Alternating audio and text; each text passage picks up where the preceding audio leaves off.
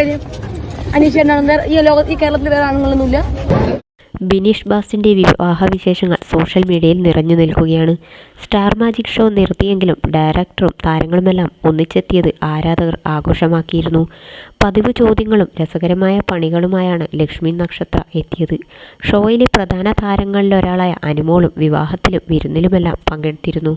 എൻ്റെ കല്യാണം കഴിഞ്ഞു, ഇനി നിൻ്റേത് എപ്പോഴാണെന്നായിരുന്നു ബിനീഷ് അനുമോളോട് ചോദിച്ചത്. അധികം വൈകാതെ അതുണ്ടാകും, വെയിലും മഴയും ഉള്ള സമയത്തേ കാണുള്ളൂ എന്നായിരുന്നു അനുവിൻ്റെ മറുപടി. ഞങ്ങൾ സ്റ്റാർ മാജിക് ടീം മാത്രമല്ല, ബിനീഷിനെ അറിയുന്ന എല്ലാവർക്കും ഭയങ്കര സന്തോഷമുള്ള ദിവസമാണ്. ഞങ്ങളെല്ലാം കാത്തിരുന്ന കല്യാണമാണ്. അപ്പോൾ ആ ദിവസം ഭയങ്കര ഹാപ്പിയാണ് എല്ലാവരും.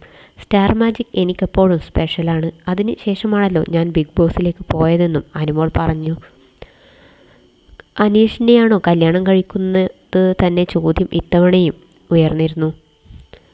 അതാരാണ് അങ്ങനെ ചോദിച്ചത്? അതെന്താണ് കാര്യം? കേരളത്തിൽ വേറെ ആണുങ്ങളൊന്നുമില്ലേ എന്നായിരുന്നു അനു തിരിച്ചു ചോദിച്ചത്. തന്നെ കാണാനും കുശലം ചോദിച്ചും എത്തിയവരോടുമെല്ലാം സ്നേഹത്തോടെ സംസാരിച്ചാണ് അനു മടങ്ങിയത്.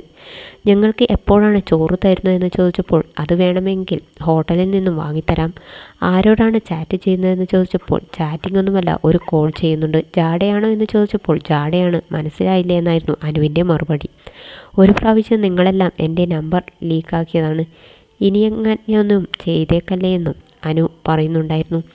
കല്യാണം ആയാൽ ഞാൻ നിങ്ങൾ ആരോടും പറയില്ല, അറിഞ്ഞും നിങ്ങളാരും അങ്ങോട്ട് വരേണ്ടെന്നും അനു പറയുന്നുണ്ടായിരുന്നു.